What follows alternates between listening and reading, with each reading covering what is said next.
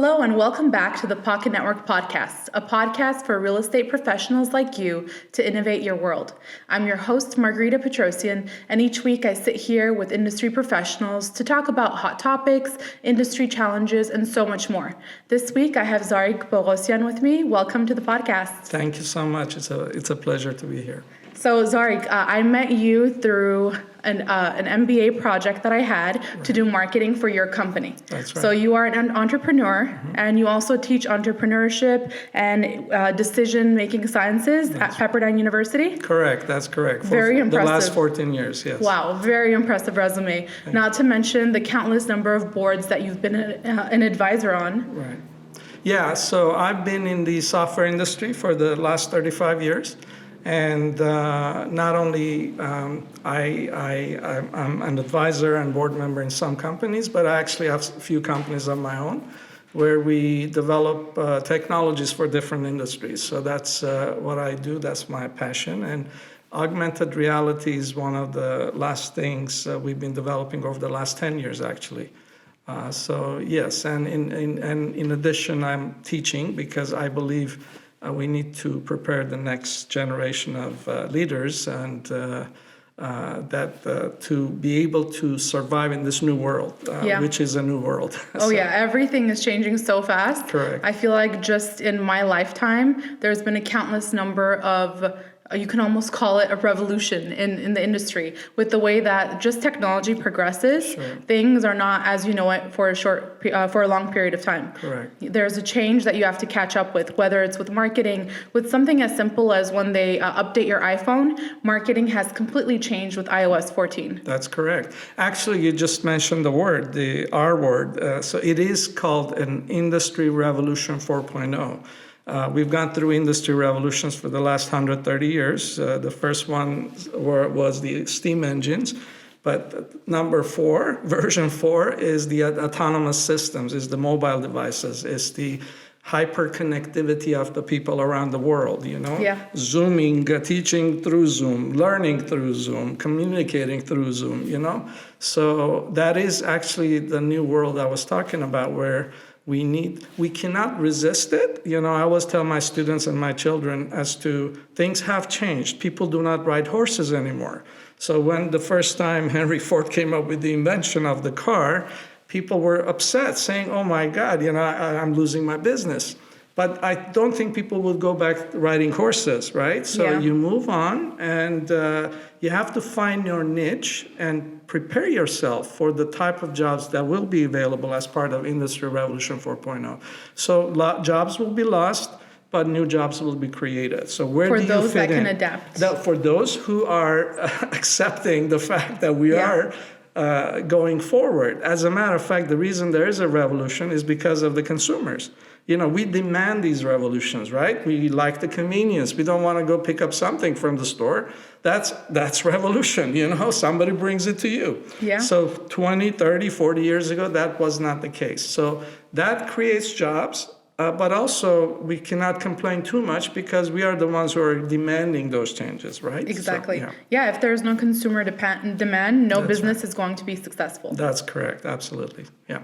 So with AUGmentecture, that's the company that you have, an augmented reality company that I'm familiar with, and that also is very much in the real estate field. Correct. So AUGmentecture, it's an augmented reality application on the mobile phone, and it is meant for for architects, correct? Correct. So let me explain. So AUGmentecture was formed maybe 10 years ago. Me and my partner, Alan Malekian, he's an architect, I'm a software entrepreneur, and he said, Zarik, how can we replace the blueprints, And not only it's not good for the planet, blueprints, you cut the trees and throw them away, but it's expensive. So anytime you make a change, you have to print new blueprints. So the idea was, can we create a software platform for architects starting as a niche market, right? So you may have a solution that may adapt to many markets, but you start with one. So we said, can we create something that people can use or architects can benefit from? So the whole idea was an architect creating a house or a real estate or a landscape. They can use their modeling tools like Revit, SketchUp, or other tools, three-dimensional tools. And then when they're ready to share these models with the end user, there's an easier way, and that's the visualization, right? So I can look at a blueprint. I've been a career professional. I'm a common sense guy, but I can hardly understand the blueprints, right? This is my bedroom. Very technical. Very technical, and it's one dimension, right? So you cannot see it. You cannot walk through it. You see the stairs, but it's not really the stairs. You don't know what happens when you get up on the staircase and what is the view behind the staircase. Exactly. So you only have to imagine rather than visualizing it. So our solution is allowing, on the first phase of the development, that people who are wanting to develop their own houses or their own companies or landscapes, they can actually go through this process of seeing those properties in an augmented reality format. So you don't have to print. All we have to do is create a model and push that model into our backend system. And every architect has their private, secure profile, and they can upload as many models they want. And then what we do is we create a QR code for each model. The significance of the QR code is it's a unique identifier. So every house has a unique ID. It's not the same house number for the other houses. And then we create what we call an OUG file. OUG file is like a PDF file. Yeah. So then you send that PDF file to your end user and say, okay, Zarik, I just built the second story of your house. Why don't you take a look at it, see if you like it, or you have any changes you would like me to apply. And then instead of printing something completely instead new, of printing something click. new and have the person come to your office, which they may be far. So here you can sit in your office in Glendale. You can send the file to me in China or in Armenia or in Iran. So that's the Industry Revolution 4.0. Yeah. That is allowing us to actually communicate via a platform that can show you the augmented reality version of the model that is being built at your convenience at any time. As a matter of fact, you don't even need an internet to view those things, right? So it's cached into your mobile device, and they can view it anytime they wish to view. Yeah.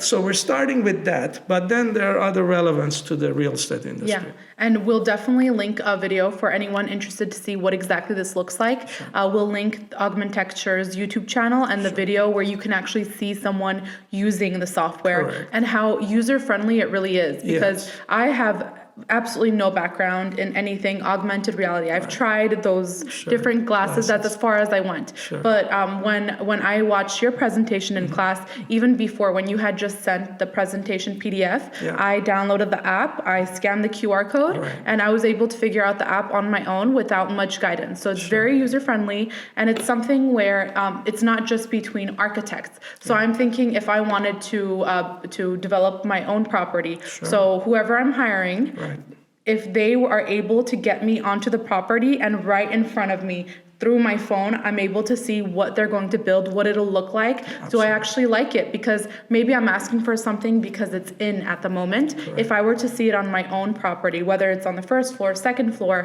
maybe I won't like it as much. Correct. And it allows people like me without the inexperienced eye to be able to make these judgments before the development instead of creating something and then breaking it down and making them redo it. That's a waste of time, money, and a lot of stress. Correct. Yeah, you actually explained it really well. I appreciate it. So the beauty of modern technologies and Industry Revolution 4.0, and iPhone being one of them, and it started 15 years ago, the fact that it is so simple. When you look at an iPhone, you can really figure out this icon is for email, this icon is for texting, this is a photo. The reason that is so simple for the end user is because it's a complex scientific technology in the background. Exactly. That's why Apple is successful. So we did the same thing. We don't want architect or the end users of the people who are using our solution to really read a manual or go get a training to use this solution. It's easy, just download the app, scan a QR code, follow the icons on the app. We don't have many of it. It's very simple. And then enjoy the viewing of your property. So that was being intuitive and being easy for everyone, the architects, the plumbers. It's not really for architects. So we start with architects, but we create something for the life cycle of a property being developed. So architecture is the first phase, then somebody has to design and develop it. And before that, somebody has to go to the property, actually, an empty land, and actually view this building, 10-story building, how it would look for the surrounding. So we have a feature called geolocation. You can literally find the exact location of the property and before it's being built, before anything is done to it. And so you can use that for permits and things like that. And then as it's being built, the contractors, the plumbers, the piping under the ground. So there's so many benefits and elements of this. So it's not only for architects, it's for the life cycle of a real estate. And the real estate industry and the professionals in the industry, they're selling properties, but before they can sell it, it has to be built. Of course. And not only it's through the life cycle of it being built. As a matter of fact, some countries, so the other beauty we have is this is a global, we're connected. So we have users from Korea, we have users from Iran, we have Armenia. Europe is very high in demand because all they have to do is connect and upload, right? I know Brazil is a hot spot for you too. Brazil is a hot spot. There's a magazine there called Projeto. It's for architects and real estate industry. They talk about modern technologies and modern houses. You'll be surprised. Brazil is very advanced in interior design as well as construction. So they're using it. As a matter of fact, back to real estate, the use case for real estate. First of all, you can advertise. If you have flyers for your property, you can have a picture of the property on a flyer and a QR code, and you can drop it in somebody's home. And as a matter of fact, they can actually download the app for free. So the end user app is free. They don't have to pay for it.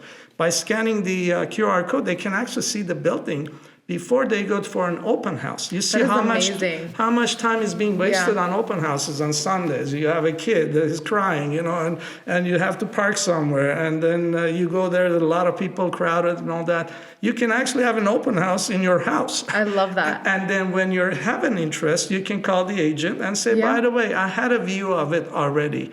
Because you can literally see the exact view and walk into the bedrooms, the staircase, and all that. So that's the beauty of it. Thinking of the real estate agent's perspective as well, even before let's say your client hasn't looked at it, if you just get a meeting with them, and if you have, let's say, 5 of these QR codes, 5 properties that fit what this person asked you for, and you're able to walk them through in their home, your office, wherever you're meeting, how amazing is that? It is. You get, instead of driving with gas prices skyrocketing, you're not going to have to drive to different properties, and also you don't have to waste much time. Like you said, people, their lives get in the way, whether they have kids, work, whatever the reasoning, or because some properties they're looking at, they're just far apart from each other because they haven't chosen, let's say, a city that they prefer to live in.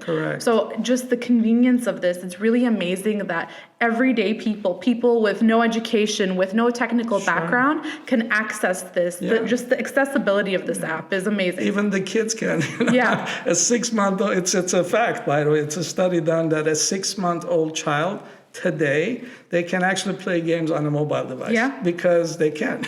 They're built differently. They're built. People say they're smarter. They're not smarter. They have more information. When I was born 62 years ago, we didn't even have a phone, for God's sake. So you could not have done that because it wasn't available, not because I was dumb or I was less intelligent. So, but my point is, anyone can use that.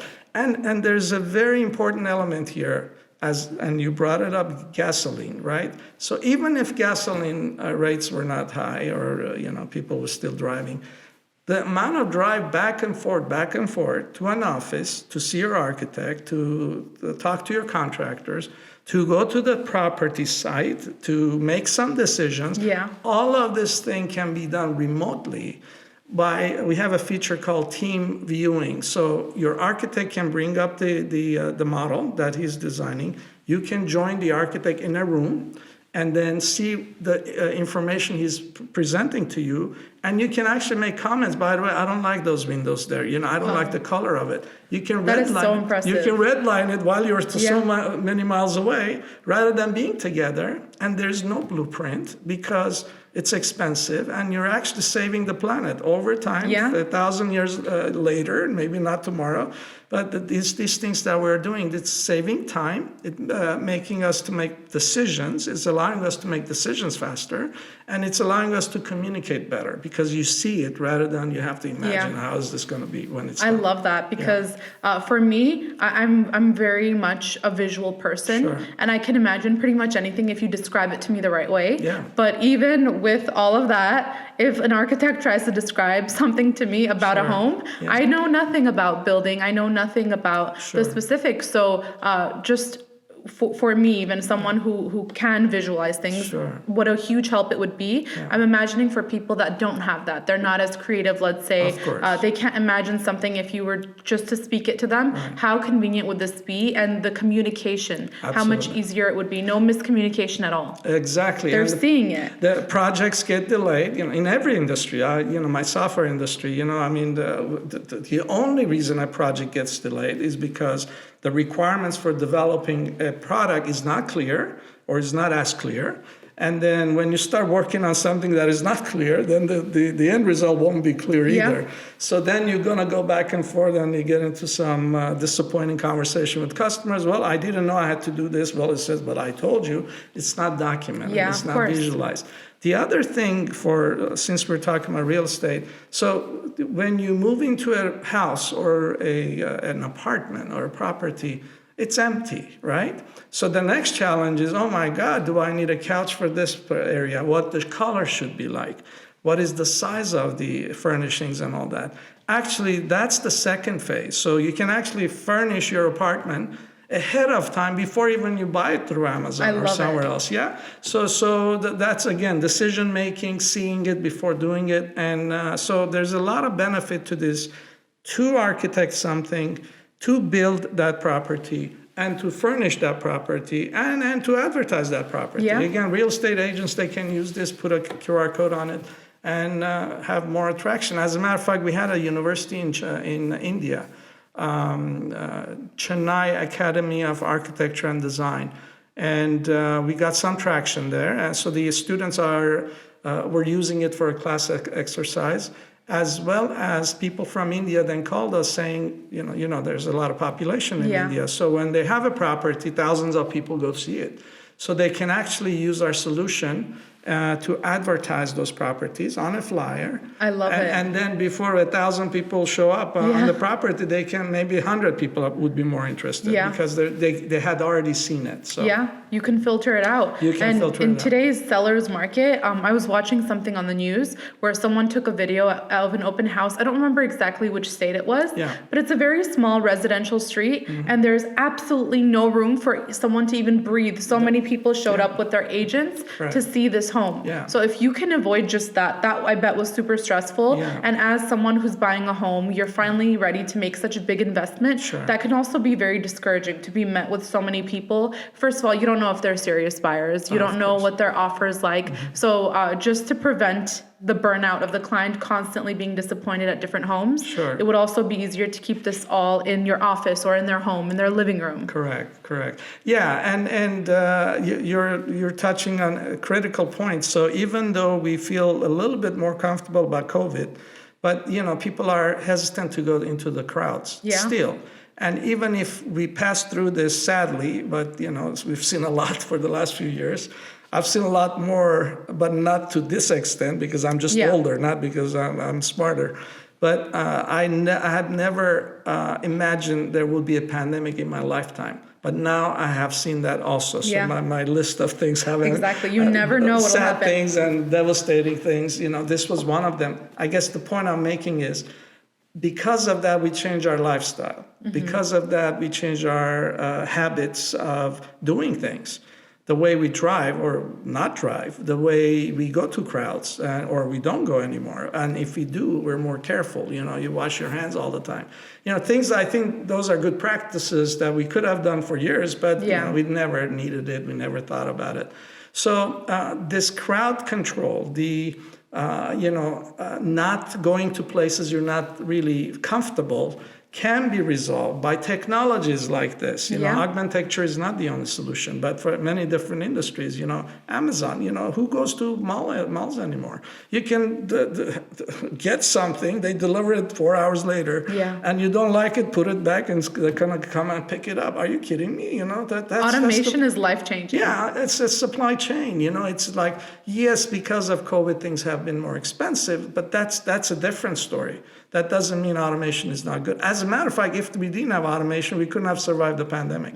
I agree. You could not have survived the pandemic if you had to go out and drive and buy something and come back. So because of automation, because of this supply chain, because of Industry Revolution 4.0, that we were able to actually survive through this, and it's not done yet. But so real estate, it's always booming, especially in Glendale. It's expensive. It's a good market. Just going up. Going up, and people are knocking at my door saying, I know you don't want to sell it, but we can buy it. Yeah. So I said, I don't want to sell it. So. Yeah. Also, it's like for that example that you're giving, I always think, oh my God, if they're coming to your door, making you such an amazing offer, way over what your property you thought was valued at. So obviously they're doing this because they can make money on it. So if you just hold on to it, you can also make that money in a year or two. Sure. Yeah, but it's a hot market. I think it's been like that in Glendale. I'm not in that industry. I don't know. Yeah. But my brother is actually, he's specialized in selling condos and all that. So he knows. He knows, and we talk, and he's anywhere fun. Where there's development, just automatically it attracts more people. Sure. And with Glendale, as we've seen, number one thing that happened a couple of years ago with the opening of the Americana, all of a sudden more people are going to Glendale, and they like the city, clean, small place, and they're moving in. So obviously with more demand, they're developing more luxury condos versus single family homes. So clearly population goes up with that, value of the properties go up. Course. So it makes sense, obviously. But and the traffic goes up with it too. Yeah. That's one thing. That's one thing. If I wanted to buy a home in Glendale today, obviously I'm being a little dramatic with this example, but before driving, let's say to where the Americana is from my house, I could probably get there in like 3-4 minutes. Yeah. Today, it might take me 10 minutes or more, depending if it's a holiday or not, depending if it's after work. It's getting crazy. Yeah, absolutely. Things have changed. So there's a lot of, maybe you would still go to Americana or to a mall, but it's for a different reason. Yeah. It doesn't have to be all the time. So if for your basic necessities, you would never have to go Exactly. So, and what do you need is technology. What do you need is, some solutions that you can actually visualize. So AR, augmented reality, not only for architecture, it's even iPhone products and all, smartphones. They are in AR enabled now, but there's going to be a lot more functionality. Like you can view anything at any time for any item. Just looking at the camera, how advanced it's gotten, where you can actually control the ISO, the focus, everything if you'd like to. Correct. Obviously, it's still automatic for those people that don't understand or don't care enough. But just looking at one simple application on your phone, how much it's changed and the capabilities. Now think of an app like AUGmentecture, where a lot of technical and professionals have worked on it over the years and developed it, how much work goes into it, and it still seems like just another camera app on your phone. That's true. Because it's made for it to be so easy for you. It's so easy. It's that's exactly the point. And the other benefit the apps have, I can guarantee you everyone today has a phone. Yeah. Everyone must have. Everyone, their moms and their kids. Moms, kids, and grandmothers. Like they don't push all the buttons, but they must have one, right? Yeah. So let's say it's safety and it's a necessity. It's just entertainment as well. Entertainment and feel good.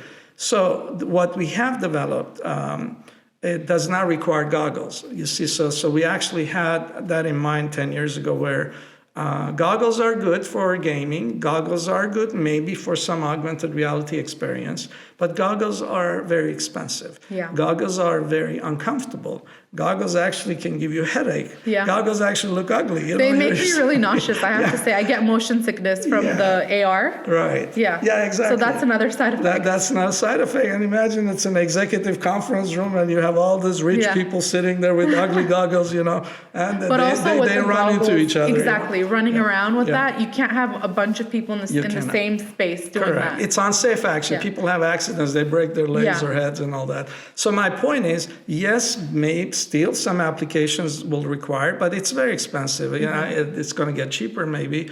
But phone, you have it. Why not utilize your phone, your iPad? So it has a big viewing area.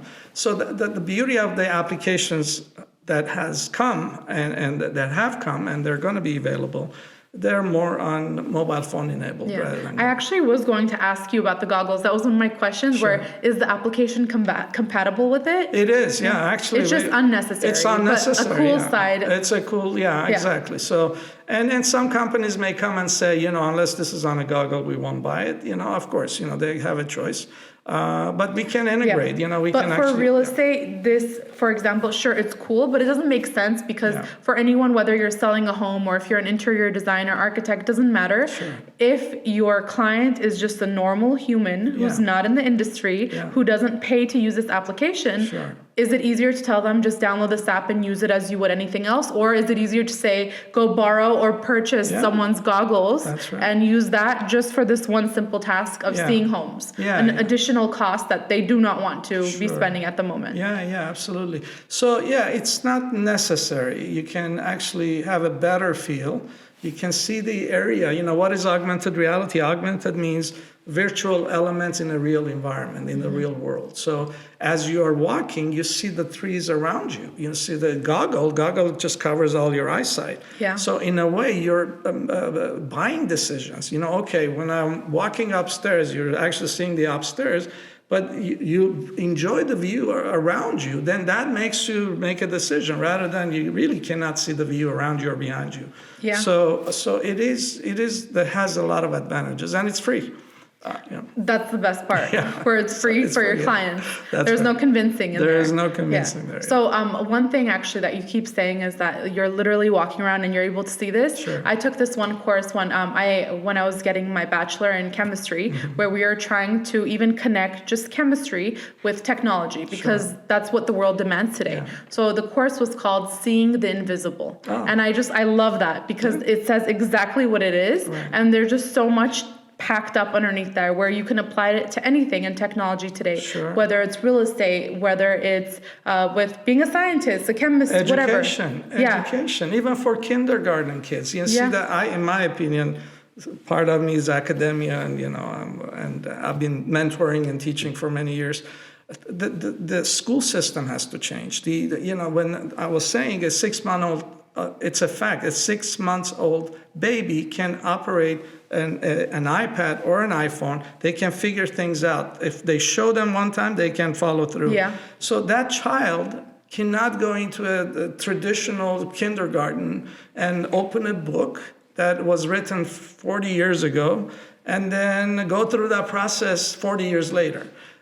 Some of it may have to be introduced and discussed, but the most of it should be in an engaging way. What is engaging way? When you're teaching science to a kid, see the planet, they can see the planet in the middle of this table. How cool is that? Then they're going to pay attention. They're going to actually see the entire geography of the planet. It's in their reach, literally. It's in their reach. Rather than a book, they can have to open it. It's an old picture of something. You see, and those elements can be updated all the time. You see, so you have more recent information to the children. So the reason I'm bringing up children and education is because it's through education then one can advocate technologies like this. As they grow, they can adapt to it much quicker. And the reason they have to adapt to it, because the world doesn't wait for them, right? So convenience, they have to be prepared. Market moves fast, you see, so they have to be ready. So even when I teach doctoral program, master's program, and undergraduate. And one thing I always say that is, you have to be ready for the world today. The books that we're reading from 4 years back, they're obsolete. Yeah. Forget about 40 years back. Because iPhone gets updated every 6 months. As a matter of fact, iPhone, if that's version 13 that you have, the version 19 is already being developed. There are 6 versions out. This is really obsolete, but we think is the latest. Exactly. So to keep up with that and to take advantage of these technologies, you really have to be ready. Yeah. And find your niche and go figure out what you're good at and then take advantage of it. So. Yeah, and it's because of technology that businesses have been able to expand and adapt completely at exponential levels, ways we've never imagined in the past, where the organizational change and development of a business today, you can't compare it to what they were doing 30, 40 years ago, even 10 years ago, I think. Yeah. So with businesses, how are people able to every single person that you meet can open their own business from home, just from their phone, using their phone. They don't even need a computer. Absolutely. They can have a supply chain within hours set up, just sending out a few emails to a few factories based on a Google search. Absolutely. So the capabilities of technology are endless. And if we're able to apply something like AUGmentecture to our work, if you're doing it tomorrow, not today, you're too late. Yeah, exactly. Yeah, actually for real estate professionals, it is competitive. There are no houses to sell. And if there is one, there's 1,000 real estate agents. Who's going to attract the next resident for that property, and how are they going to attract? It's like in the olden days, there was this term, I'm sure you're familiar, companies have to generate leads. There's lead generation, and then those leads turn into some potentials, and those potentials turn into some sales. Right? You cannot call 1,000 people anymore. Pick up the phone. I get calls every day. I don't even listen to it. They say, "Oh, Mr. Boghossian, how are you today?" And as soon as I hear that, that means they want to sell me something, or they want to ask me something that I'm not actually interested because I never asked for it, right? So those things are changing, the way people are reacting, the way people are getting their information. I'm actually a partner and the CTO of another company in San Francisco called Vova Media. So that's into content management of videos, right? So people pay more attention for a 30-second video clip, and they may actually make a very significant decision by seeing that for 20, 30 seconds rather than reading 2 pages of something. That's why social media is so effective. Exactly. So, and our business there has also grown tremendously, like Walmart and retailers, they want to reach out while you're in the store. While you're in the store, you want to buy this bottle of water. You can actually buy many other things just by seeing some of those video conversations, seeing something projected on the floor. Even at the gas station now, they take advantage of your time at the pump. Right. But it has to be clear content. See, it has to be quality, right? So, and to create clear content and quality, it's very competitive. But if you do that and you have a nice software solution that can publish to all these channels, then you have a good business. You see, so it's visualization. People make decisions. Yeah, and although I do agree that you have to be very short to the point quality, one of the things that now that I'm learning more about the real estate field is that real estate agents, because it's so competitive with them, if you do give them the quality content, they're willing to sit there and listen for an hour, 2 hours, whatever it is. Yeah. So originally when we were working on this podcast, I just assumed we would have to make it 20, 30 minutes for a real estate agent to listen on the way driving to a property and back. And then Edward, who's the co-founder of the pocketnetwork.com, he's also a real estate agent, and he told me, he's like, first of all, real estate agents are one of the easiest people to sell to, because once they recognize quality content, they know it's going to develop their career and put them forward. They're going to buy it. Not to mention, he's like, they will listen to a 2-3 hour podcast if that's what works for them. If they are able to learn from it. So that's another thing, where know your market, know who you're selling to, know who you want to listen to, whether it's a podcast or commercial. Right.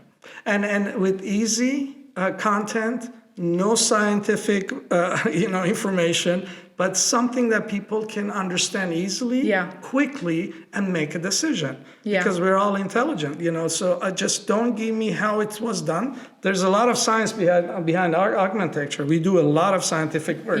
There are a lot of algorithms. But an agent should not worry about that. An architect shouldn't worry about that. The architect wants to know, when I have a model, I want to push a button and it goes to the cloud, and it's your business, it's your responsibility to do something, and within few minutes. So what happens, one of the patents we have 4 patents pending. One of them is our workflow, actually. So it's so easy for an architect to upload something and get the results within minutes. Some companies may do similar things, but it may take a day or a few hours, right? Yeah. You want an immediate, viewing of the augmented reality model, so that you can share information. Again, time is value. Yeah. And then you make more decisions. You make quicker decisions. And as you make decisions, then your project gets done. Why are projects late? Because somebody's late. Somebody says, well, I didn't know about this. Well, let's meet, then we'll talk. Exactly. Well, you don't have to meet there. You can actually view in parallel. And then send me your comments or call a meeting so we can redline together. Yeah. So there is a lot more advancements. And even though technology is advanced, like you said, there are other programs out there, but they take a lot longer. I did a consulting job for this one aerospace company, and they were recently acquired by a much larger aerospace company. So they did amazing work. What they were doing, I'm not going to discuss what their product was, but it was software, and it was amazing. Like, it was something that I was shocked that from day one, just the idea development, they weren't bought out immediately. So one of the things for them, one of the negative, was that once they were done with their file, it took, I think it was either 24 or 48 hours at the time for them to be able to not only save, but send that to whoever's getting it. Right. In 1 or 2 days, especially in the aerospace industry, what can happen? People will not only catch up, but surpass you. Yeah. So with your app, I think that's one very big piece of information to highlight, that it's instant, just how you expect computers to be. Yes, absolutely. So yes, every field, as a matter of fact, space, as you mentioned, or military, there's a lot of augmented reality use cases. I worked on a space program, actually International Space Station, for 10 years, developing software for the electric power system. And we simulated the space at the time. We created a lab, a multi-million-dollar lab, to simulate the orbit, the effects of an orbit, how the astronauts are gonna go there, how they're gonna build something. But imagine if there was some augmented reality effect there at the time. We didn't have that. This is 1989, so that is impressive already for that time. It is. So the point is, technology. You can do anything with technology. Yeah. But those technologies, if they're not available, we built the space station in 10 years, from 89 to 99, right? And we didn't have iPhones, we didn't have laptops, we didn't have this World Wide Web at the time. What could you have done just with the phone? Exactly. What could you have done just with the phone? But the point is, it got done, but it took longer. Yeah. Right? So imagine these software applications, the virtual reality, the augmented reality, the mixed reality. They're here. So it's so sad if somebody's not taking advantage of it. At some point, you just have no choice but to do that. So no excuses. No today. excuses. Yeah, you can't say, it's whatever expensive. You want to do. It's free actually. Yeah. So it's not expensive. So just go use it. Yeah. So, and if you use it, then architects are going to say, oh my God, if they're using this, maybe I can also subscribe and put my models there. I can get to more people and much easier, you know, so. Yeah, anything to save time, because time is money. Time, yes. Yeah, and making decisions, Exactly, and I love that you keep talking about decisions. Yeah. So let's talk about that, because you teach a course on decision science. Right. So I couldn't imagine what that was, so I Googled it. Right. And I don't know if Google is correct. I love Googling everything, but according to Google, it's a collaborative approach involving mathematical formulas, business tactics, technological applications, and behavior sciences to help the management make decisions that are driven by data. That's correct. So it is that. It's all that. But at the end of the day, it's part of it is how do companies work? Companies constantly make decisions, right? A startup, I've had many startups. Some good, some not so good. But then again, that's how you learn, So what happened? You have to have a postmortem about everything you do. Even if you're successful in a company, you have to learn what happened that this worked out. So don't forget about those things and then do it for the next business. So it's about making critical decisions. And I was surprised when I was started teaching these classes a few years ago, that there is a community of decision sciences. There's a community called critical decision makers. There are books of this thick about how do you make a critical decision. And here I'm thinking, oh my God, the entire semester I have to read this book and go say something to the students. I realized quickly what is decision making is common sense at the core of it, right? You need data, you need intuition, you need judgment, you need analytics, and you also need cultural sensitivity. The decisions we make today, it has a global impact. So sometimes that's why applications are known to be localized. Some applications, augmented reality perhaps is okay. But there's the application, the content to an application may offend somebody in another culture versus the same button, the same effect, the same information, but to an Armenian it may mean something really bad, and to an American or an Iranian or somebody from other part of the world, they may say, oh my God, this is really cool. You see, so critical decision making is, of course, you have to have data. Of course, you have to have some experience from the past. But the key there is to make quick decisions. And if somebody as an entrepreneur is listening here, entrepreneurship is that. Entrepreneurship is not sitting on a decision. Entrepreneurship means if you make that decision quick enough, then you'll know if it's working or not. But if you delay it, like anything we do in our lives, we wait for New Year's to make New Year's resolution. Why not Monday to be our New Year's resolution, right? Why not start today? Why not start today? Yeah, so when you say something and do it, carpe diem is a term. Carpe diem, time is now. Don't delay it. So especially in an entrepreneurship environment, you don't have time, you don't have money, you're not going to get a lot more new information because you don't have resources anyway, for God's sake. Just go with it. And if it works, then you would learn that this was a good decision. If it didn't work, then you would know that was a bad decision. Yeah. So then adjust for the next time. Adjust and innovate for the next decision. Adjust and innovate. So a lot of the decision sciences comes from analytics, the data, our market, what is in our market? We got to run some algorithms about the behavior of the human beings. What happens when somebody pushes a button? Google is a great example. Google's webpage, the homepage, is just a blank screen with something in the middle and a few tabs on the top. And you make the decision you what you make want the to do. decision, but you know how many months it had taken for them to design. These are smart people at Google. I've read this somewhere. I didn't speak with them.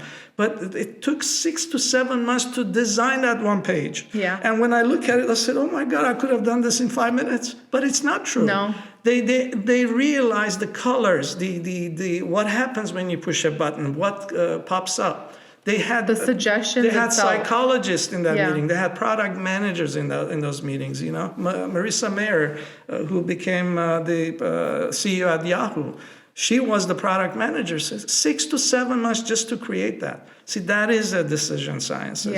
So now the good news is now you have more access to information. You have more data. There are more software companies that can turn the data for you. Yeah, there's websites like Statistica where you can sign up for pretty affordable membership, and you can download results, whether you're a real estate agent or an architect, so that you're able to make a more educated decision on your next business strategy. Correct. And the other thing I encourage to my students and my kids and my friends, if they wish to listen, you become better at these skills. I call them soft skills. You'll be surprised how much of our daily life is actually depending on those decisions. As soon as I walk out of this meeting, there's a stop sign here. I can choose to stop and then turn right, or I can choose to look around and say, there's no cops, let me go. That's a decision that we're making. Now, if there is a cup that's going to stop you, then you're going to learn from that lesson. Next time you would stop there. But nevertheless, the skills we are building, the milliseconds of thinking about should I do this or not, right? So one advantage I had, even though I was underprivileged immigrant in this country, was to work multiple jobs, when I was a young kid. Jobs meaning washing dishes, being a busboy, working in a gas station. In parallel, so making decisions as to, for me to go to my next job, I should get these things done. And if I don't get these things done, then they're going to fire me. And if they fire me, I won't make the $1 an hour that I was making in 1978. Yeah. And it seems like time management is a big deal with that. Time management is part of it, exactly. Yeah. So time management, decision making, all those things that we don't realize it, but the more we do it, getting married is a project. By the way, it's not only decision making, it's like project planning. See, when I asked my students, have you done project management? Everybody goes, no, we're not a project manager. Your life is a project. Your schooling, you're getting your degree is a project, by the way. So every semester, there is a plan. You got to take few classes, you got to pass those classes, and if you don't, then your project is going to be delayed. And if your project is going to be delayed, you're going to pay more tuition. If you pay more tuition, your dad and mom are going to be very unhappy. And maybe at some point you're going to say, I ran out of money, I'm not going to continue. Yeah. So that's a failed project. So the elements of learning from those experiences, why I know it's hard to sit in a class and listen to Zarik and all that.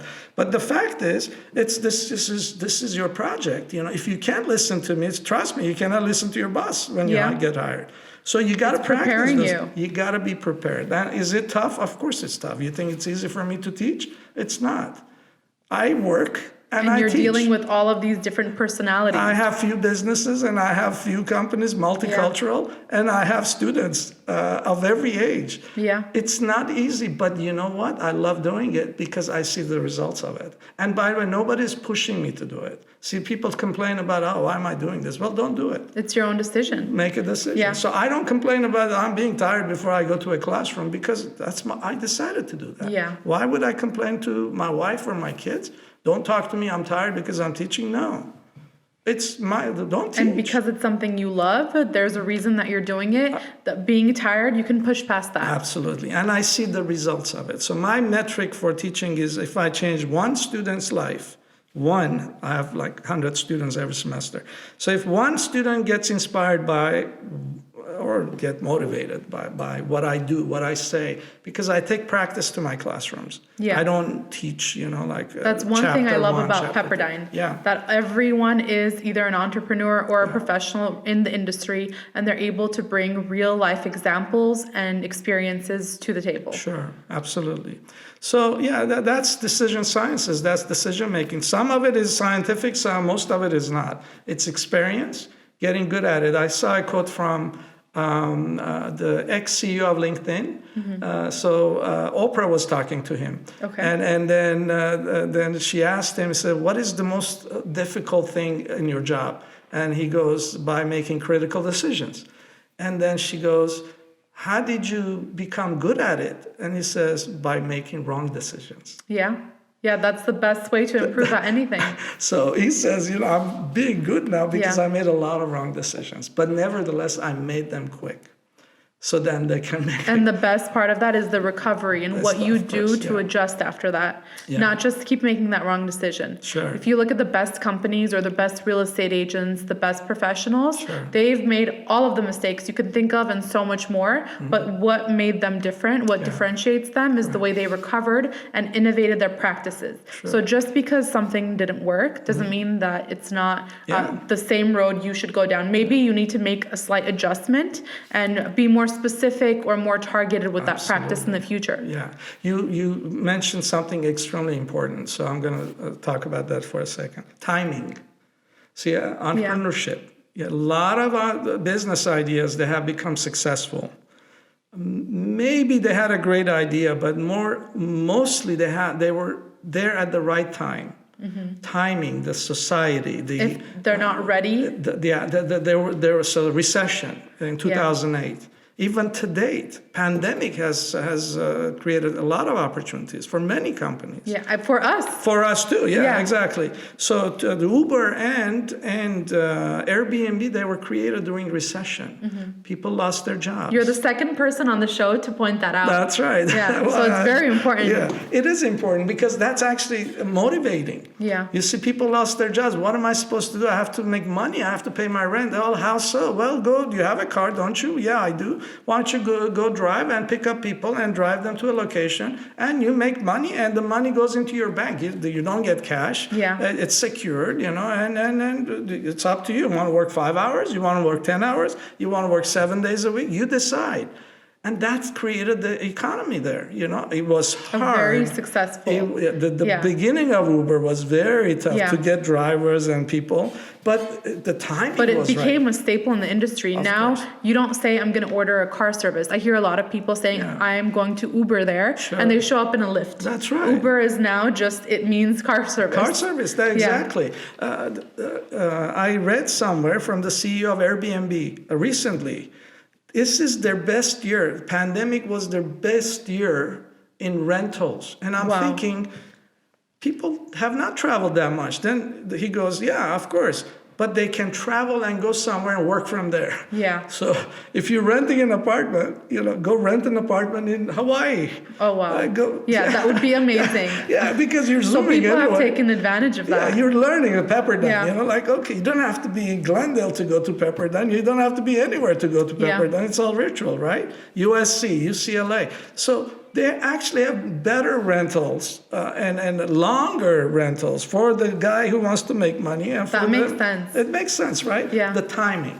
So some industries look at supply chain, look at the Walmarts of the world, Amazon. Yeah, and a lot of people get discouraged by that timing. For example, people that were just getting their real estate license before COVID hit, they're discouraged by this timing, saying, well, now it's difficult. But also you could look at it from a completely different point of view, where now I can differentiate myself by doing something that the industry is needing, demanding now, where someone who's been in the industry for 20 years, you might think that they're competition, but in reality, they know what they've been doing for 20 years. Correct. You might come in as a fresh set of eyes, and you might see something, just trying to innovate your business to make your own business strategy, and you might do so much better than them. And we have seen that when we look at just through Instagram, when we look at different agents for our own research for the Pocket Network, there have been people that were licensed in the middle of the pandemic, not before, and they are doing much better than a lot of people who've had their license for years. Because they're most recent. Yeah. They have better tools. And a lot of it is also because they've taken advantage of technology. Of course. Because during COVID, sure, there's a lot of people that wouldn't feel comfortable going to an open house, whatever the obstacles may have been. So if you're able to leverage technology and to be able to provide these clients with an alternative, all of a sudden, who are they going to prefer going to, you or the agent who's used to the traditional open house, come in here and even signing documents? I'm not sure, honestly, if you could do this in real estate, but with just the e-sign technologies, that makes it so much easier. You don't have to wait for a client 1 week and then extend the escrow because their schedule does not fit yours or whatever the reason is. Absolutely. Since you brought it up, it's not only one technology. Like the entire life cycle of renting or leasing or the paperwork, things like that. Actually, I'm looking at a new technology through a Pepperdine student, actually. He came up with that idea as a partner with another founder. It's called Just Notarized, and they're doing notary rather than going to the bank or something, pushed finger and all, and ink. And they're doing it online? They're doing it online, wow. all protected, all secure, and it's primarily for real estate industry. Wow. So it's not what one is it thing. Called again? It's called Just Notarized. Just Notarized. Yeah. Okay, so that's they're in a very beta. So they're yeah. not. They have some application. But I think that's a good example of the products are coming out. So actually, the person, he was in my decision sciences class, critical decision making. And this really shows that that's something you may not have thought you needed in the past because the systems you have in place are effective, they're working. Right. But now, even if most of your clients are okay with coming in person, but now that you know that you have to be prepared for everything. Correct. You have to do this innovation before the industry demands it, before the conditions of the world demand it. Right. The people that were used to Zooming, the people that were used to using technology before COVID, I'm sure they did much better and they were less stressed, not playing catch up because of the pandemic. Of course. And by the way, what do these technologies do? They save time. Mm-hmm. That's actually, they help you make decisions, and it's safer. Because a traditional notary, you can actually have a lot of fraud. Yeah. A lot of fraud. So the founder actually started this idea. It'll record which device he went through the fraud. So his story as an entrepreneur is very, very nice. It's like the typical, the people start ideas because they went through an experience. Most entrepreneurs, they have a reason to start something. Yeah. Either sometimes it's sad. Sometimes it's happy, jolly. Sometimes you're driving, you see, oh my God, there must be a better way to cross the street, right? So then you become an entrepreneur if you have an idea. If you watch Shark Tank, Maya, for God's sake, like anything, you can come up with anything. Someone noticed the gap in the market or a more effective way to do something. And then the entrepreneurs, the investors are looking for the personality behind the idea. So having an idea is one thing. But who is doing it? Can you really do this? Can you survive that? Yeah, can you survive through the hardship? It's hard to be an entrepreneur. Mm-hmm. Imagine companies. It's a lot of sacrifices. If you're a startup and an entrepreneur during COVID, are you kidding me? COVID hit and nobody's buying anything. They're worried about being alive.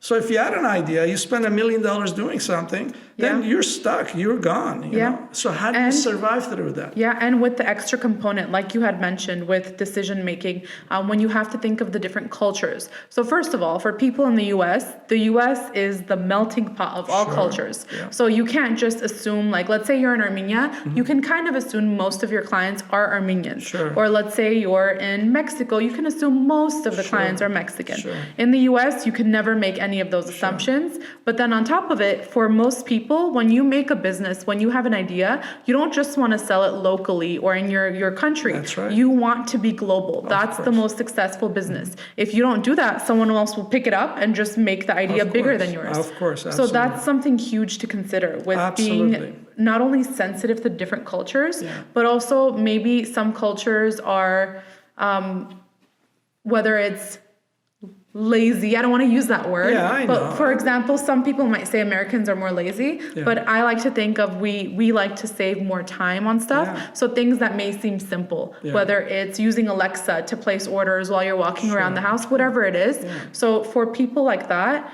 then you will be able to develop your idea and make these critical decisions, thinking of the entire target and the entire market. Yeah, absolutely. And one thing that is absolutely important, so to make critical decisions, to allow people to not be afraid of making decisions, even though it may fail, you have to have a great corporate culture. So that's why, they are related. So I encourage my students, when they become an entrepreneur, the first thing they should do is create a corporate culture. Zappos is a great company because the day they decided they're going to, the Tony Shea and the other co-founder, they said, we're going to hire people who are fun people to work with. They are kind people. So when they answer a phone call, they're going to make the other person feel good rather than regretting to call us and getting bad service. They need to respect people. So they hire like-minded people. So in order to allow us to be good at critical thinking and decision making, which means a lot of failures and then success, the corporate culture has to be allowing for that. The micromanagement should not be there. You shouldn't feel guilty about making a decision that turned out to be a bad decision. Yeah. So that's why as a startup, and the number one rule, in my opinion, you have a great idea that's going to change the world, okay, fine. But who are you going to hire? Well, I need good people. Well, how are you going to attract those people? Well, they're going to come because it's a good idea. No, that's not true. They're going to come because it's a great idea and it's a great place to work. Exactly. Or they're going to stay for that reason. They're going to stay for that reason. Yeah, you can bring anybody you want to bring in. 6 months later, they're going to leave. Yeah. So that's why corporate culture, when you're starting a business, do not say, oh, well, they're going to be here no matter what because... But are you going to want to work with them? Exactly. That's also something. That's not true. And thank you for pointing that out, because one thing that we've always said on the podcast that we've mentioned with different people is how important diversity is. Sure. And diversity, what we mean by that is different backgrounds, the different knowledge, also just how they were raised, not just the background, their professional background. Mm-hmm. But then diversity doesn't mean that the corporate culture is now a mess. Yeah. Corporate culture is something different. We don't really want diversity in that. We want like-minded people, like you said, absolutely. People that want to work hard, people who prioritize the consumer before the money. Mm-hmm. So I think that's something very important to point out, that just because someone comes in and money's on their mind, number one, doesn't mean that you have to hire them. That's right. And that's actually another great point you brought up. So I say, I define entrepreneurship as create something that has meaning. Don't create something that is going to make you money. Yeah. Because if something has meaning, trust me, maybe take 10 years, maybe take 12 years. If something is changing somebody's life, socially or physically, or providing clean water to villages in Armenia that people don't have access to, or electricity, if something is meaningful and you're passionate about it, you will make your money. So a lot of students come to me, I ask them, why are you taking entrepreneurship? Why do you want to become an entrepreneur? He says, oh yeah, I want to make billions and I want to retire when I'm 30. I said, oh my God. Everyone does. I said, please leave now, because if I knew, I wouldn't be here 62 years old. Yeah. So I'm not teaching how to make billions, but I'm teaching what is entrepreneurship. And then you decide if you want to be part of this journey or not. Yeah. And I've gone through it. As I said, I've gone some good ones, some... actually, all of them were good because I learned something. See, the word failure is really bad. It's negative. So one can say Zarik started something and it failed. One can say Zarik actually tried many things. And then some of them are still working, you see? Yeah. So there's this mindset. If people are... And you must have that. Because sometimes we blame ourselves. It says, oh my God, I shouldn't have done that. I spent 7 years, 8 years, I spent all this money and it's not working. Well, there must have been something there. You must have done something right there. Maybe timing is not right. So if you developed something 20 years ago, e-commerce could not have worked 20 years ago because we didn't have all this. Not enough people were shopping online. Exactly. So it's all that. So make meaning as an entrepreneur, rather than make money, it should not be your goal. And you're genuinely going to be happy going to work. If you're not happy going to work, how long can you sustain that business? Yeah. Because business is never easy. Oh, no, so compare waking up every single morning at 5 a.m. and being on calls until 2 a.m. every single day for something that makes you feel something positive, whether it's proud, whether it's happy, whatever it is, and then compare having that same feeling and feeling like you're also wasting your life because you're not going to ever make money right away. That's not how it works. Absolutely. So if you want to make money right away, you're working in the wrong business. Oh yeah, then you said something very important. I still, after all these years in my industry, I've been teaching 14 years, I've been innovating for 35 years. I work 16 hours a day. I'm not saying that must be a rule, but I love what I do. And part of it is I have multiple things, and I go teach, and I spend time with my family, I travel, but I find my balance. I can do multiple things. And that's, again, back to my hardship when I was a young man here as an immigrant. I was 18 when I came to this country, and, it wasn't easy.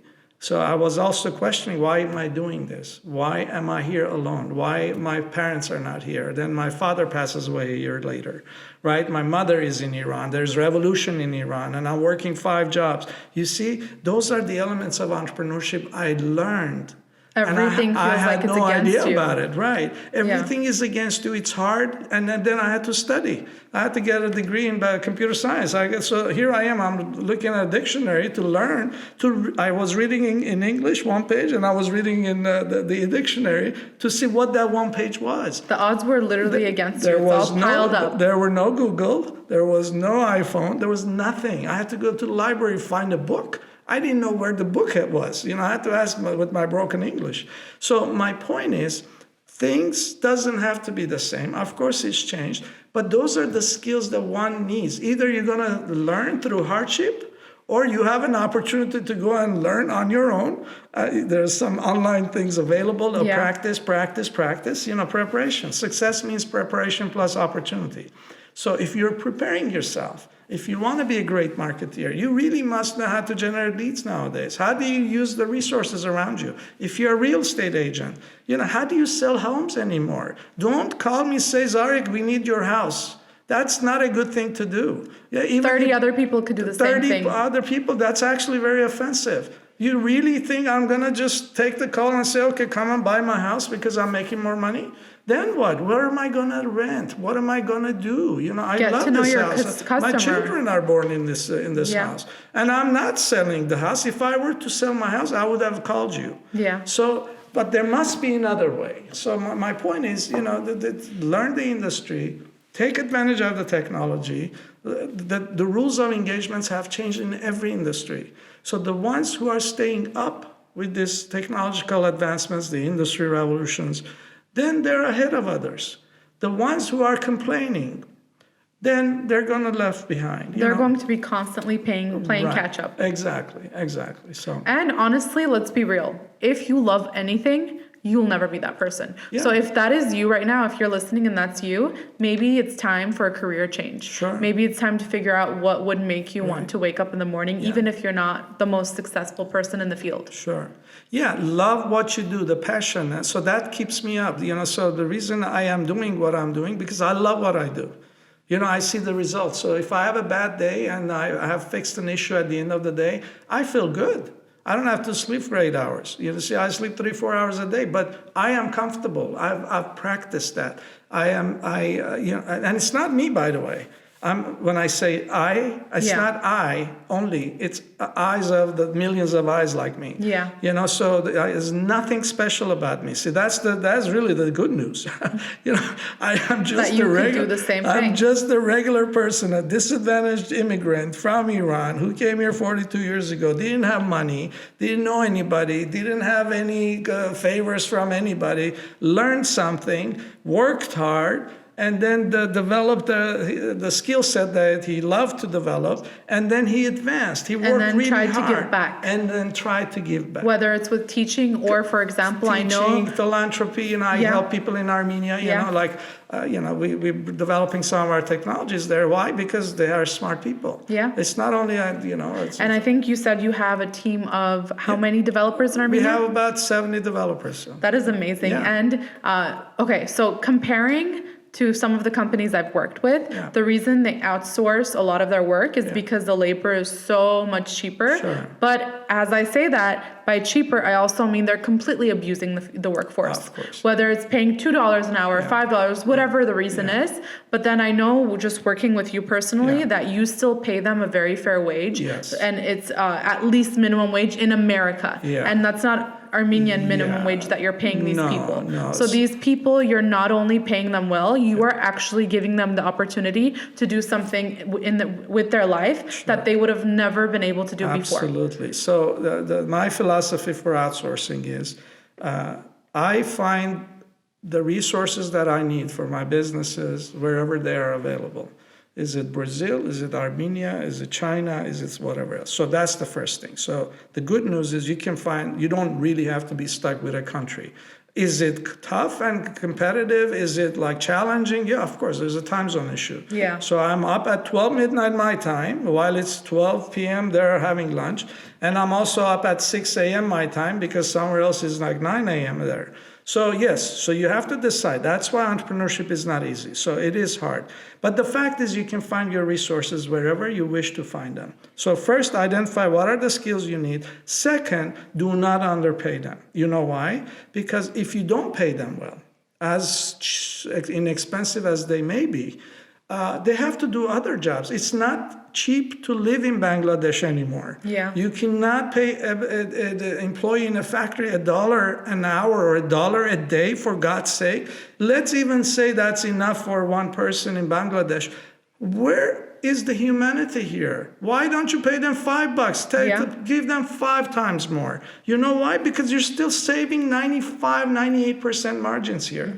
So I go to this country. And they're very experienced. They're very experienced. It's not just someone straight out of college that you're hiring. So do not go outsourcing to save money. Go outsourcing to find your resources, because you have plenty of great, smart people, and then pay them well. And by the way, even if you pay 30, 40, 50% of the market value in those countries, you're still saving 70% a year. And you're able to build a real relationship with this person so that they are also now looking out for your future. Not just what you want them to do today for a paycheck. Exactly. Because if you don't pay them well, they're gonna do what I did when I was young.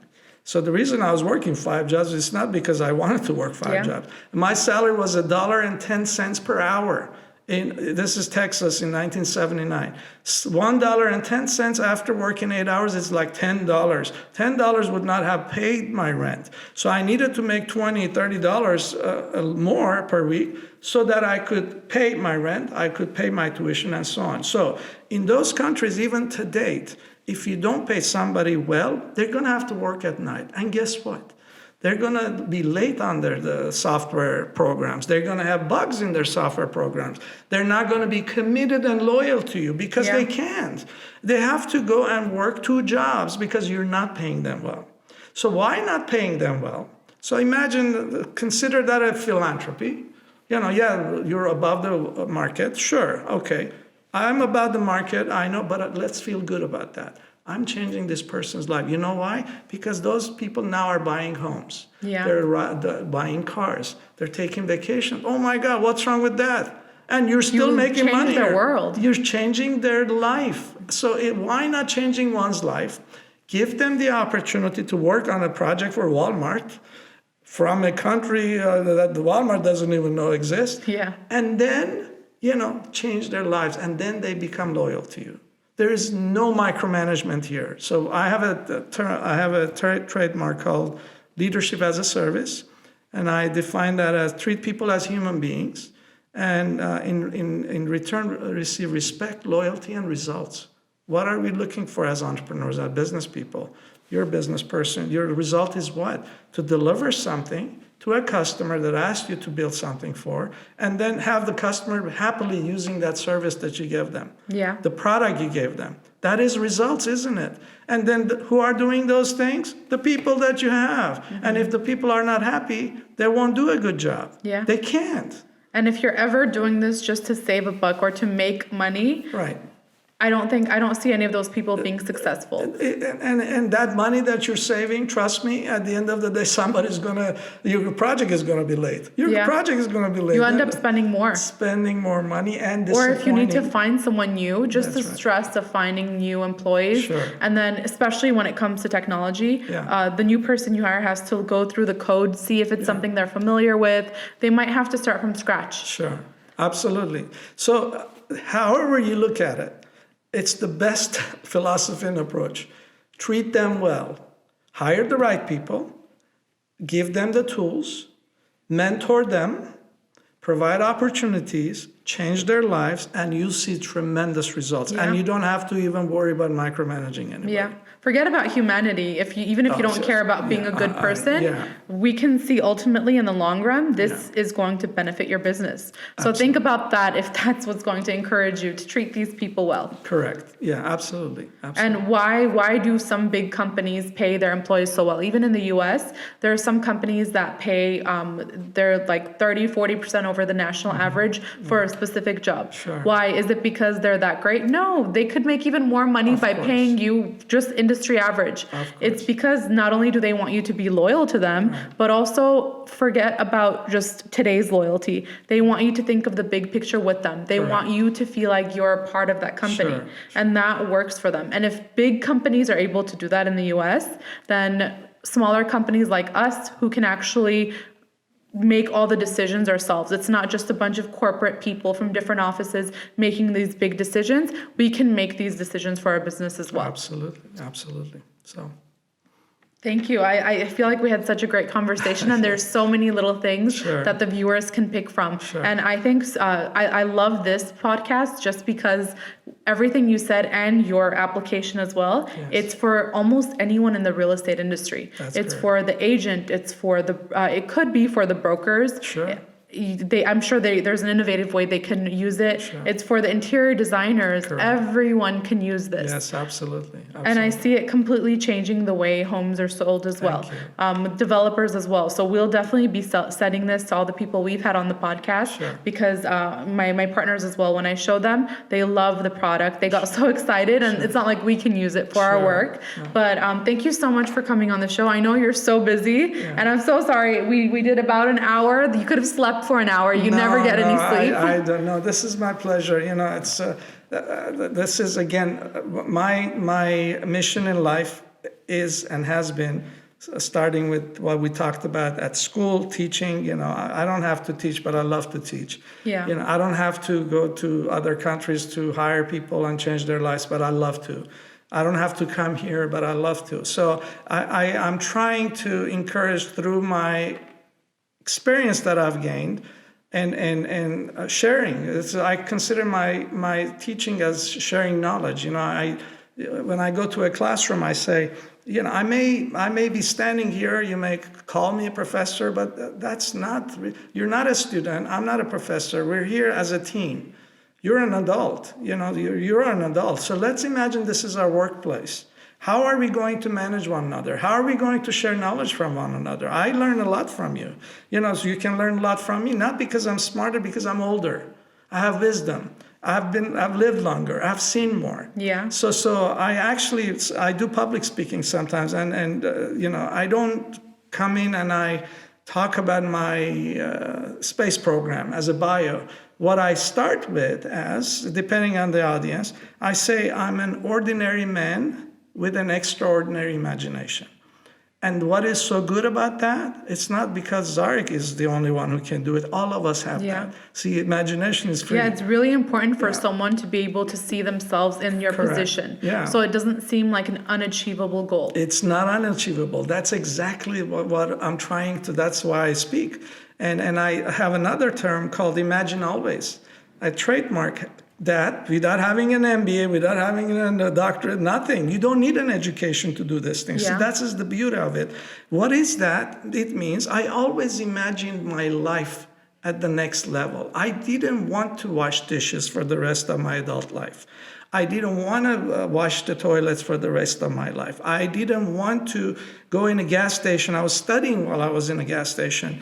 I didn't want that life, but what is it that I wanted? I imagined what it would be like if I was sitting in an office, I was programming something. What it would be like if I work on a space program, because I love space. What it would be like if I actually rent a place that is reasonable, has 2 bedrooms instead of 1.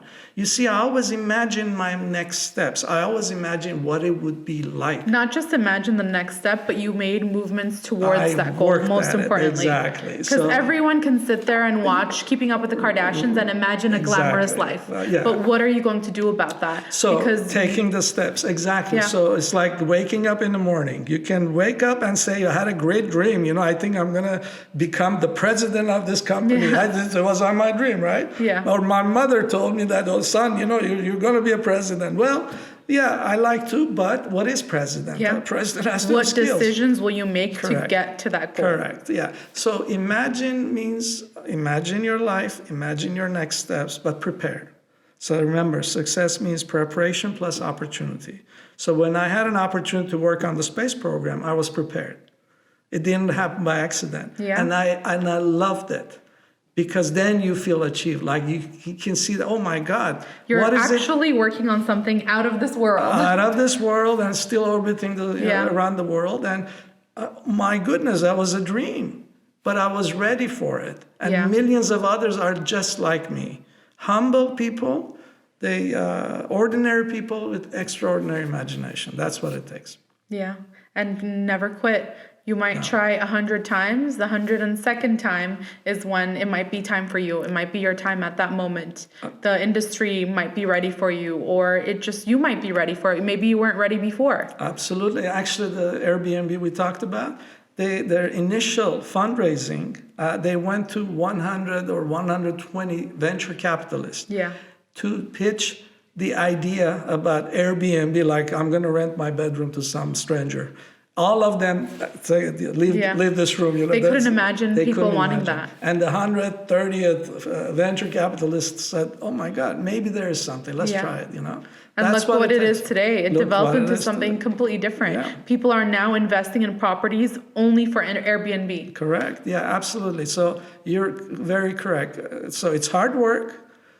It requires endurance, tenacity, decision-making, treating people as human beings, but it's rewarding. It's fun. You love it. You're going to enjoy when you see something that you've done and people are enjoying and benefiting from it. Like I said, as students, when I see them graduating, when I see them calling me after 5 years, oh, Zarik, remember that? I was asking that question. It just happened to me. Oh my God, okay, cool. That's amazing. Yeah, so that's the only reason I do. Yeah. That's the only reason I teach. You're seeing your impact. That one person calling saying, I have a job now, and I'm an entrepreneur. And I've had many of them, you see? So there is a reason that I'm doing what I do. There should be a reason for all of us doing what we do, and making money should not be the only reason. Yeah, and obviously that's always a reason, especially in this world. We got to pay rent. Yeah, everything's getting more expensive. Right. Everyone wants to have a little bit of supplemental income on the side.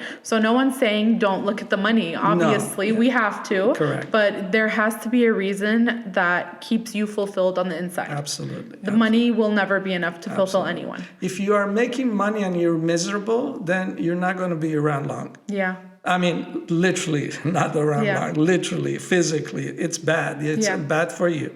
So I always say, of course, I've washed dishes because I had to make money. I never loved that. And that's why I had to move on. How would I move on to get better education? Well, how do I do that? Well, I have to study. I have to have a dictionary and this, and work 20-hour days and study. I was working graveyard shift, for God's sake, like from 11 p.m. to 7 a.m. And then going to class right after. Go to the classroom, and I would take food from IHOP, International House of Pancake. I would get enough food for the people in my apartment. Yeah. I would feed them, and I would eat something and go to my classes. Was it easy? No. What kind of people come to that establishment at that time of the evening? Drunk people who made fun of me, who made me feel miserable. But you know what? I had to do it. So do you develop thick skin? Do you develop like this control over your emotions, which as professionals we have to, right? So those are the skills one must develop, either through hardship, or if it's not hardship, you must have that as an entrepreneur. So you're right about money. I was mentioning as an entrepreneur, don't start something to become a billionaire. Start something to make billions of people benefit from it. Yeah. And you know what? If 1 billion people benefit from what you just started, you can't even count that money for generations to come, right? Yeah. You don't even have to worry about it. Yeah, just find a problem, create the solution. Sure. And even if you don't make that much money off of it, now you're known in that industry. You can totally make money some other way, whether it's becoming an advisor on a board, a CEO of a company in that industry, whatever the reasoning may be. Yeah. But find something that you care about and make a difference. Of course, absolutely. Yeah. So thank you so much for coming on the show. Pleasure. We definitely need to have you on much sooner, especially after some of our other guests have implemented your software into their businesses. Maybe we can have a few of them on with you so that you can see the impact. Of course, it'll be my pleasure. Can people reach you on social media? Yes, of For course. anyone that wants you as either a guest speaker, wants to talk to you about Sure. AUGmentecture, we'll link all Zarik's social media. And as always, the Pocket Network can be reached on all forms of social media. We're at the Pocket Network, and you can DM us. You can reach out to Zarik on thepocketnetwork.com as well. Sure, why We'll not? make you a profile there, and Okay. hopefully you can become an advisor on the Pocket Network soon. If I can add value, I will be happily doing that. Yes, So. thank you so much. All right, and for everyone at home, like Zarik just said, if I can add value, you can add value to anything you do. And just keep one thing in mind. As we always say, change begins at home.